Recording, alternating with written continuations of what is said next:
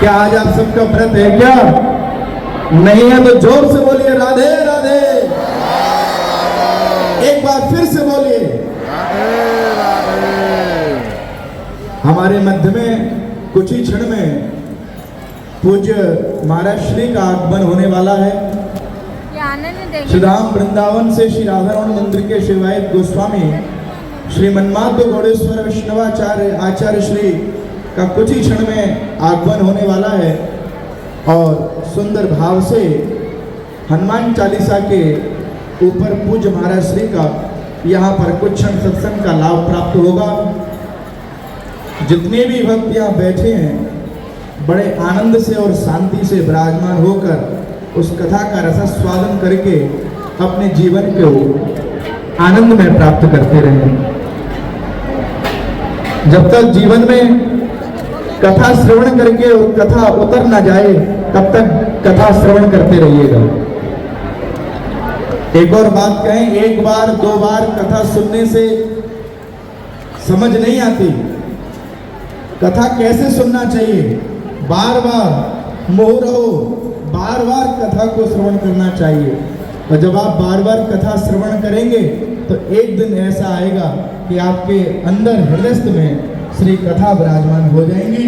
और जब कथा मैया विराजमान हो जाएंगी, क्योंकि कथा का नियम है कान से सुनोगे तो तीन रास्ते हैं। एक रास्ता है दाएं कान से सुनोगे बाएं कान से निकल जाएगी, और दूसरा है दाएं कान से सुनोगे तो मस्तक पर जाएगी।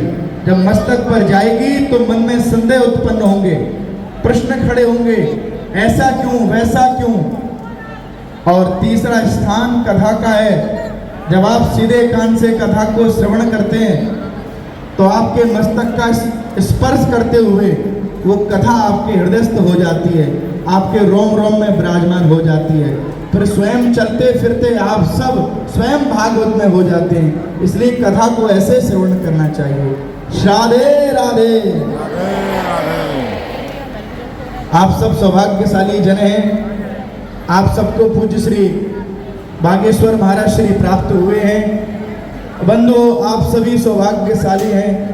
ऐसे सरस मधुर पूज्य सरकार आप सभी को प्राप्त हुए हैं, जिनकी सरलता, जिनका स्वभाव, जिनकी मधुरता, जिनके बोलने में भी एक मधुरता झलकती है, ऐसी श्री बागेश्वर सरकार आप सभी को प्राप्त हुए हैं।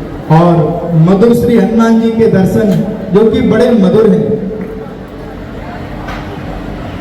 बहुत सुंदर स्वरूप श्री हनुमान जी का, बागेश्वर हनुमान जी का, ऐसा आप सभी को सुअवसर प्राप्त हुआ है। इसलिए और पूज्य महाराज श्री के जन्मदिन के उपलक्ष्य में आप सभी यहाँ पर पधारे हैं। कल पूज्य महाराज श्री का जन्मदिन है, आप लोग सब पधारे हैं, सब सौभाग्यशाली जन हैं।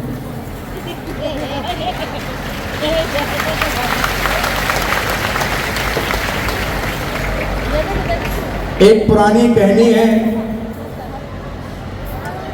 भगवान के दरबार कौन आता है? जिसको भगवान बुलाते हैं।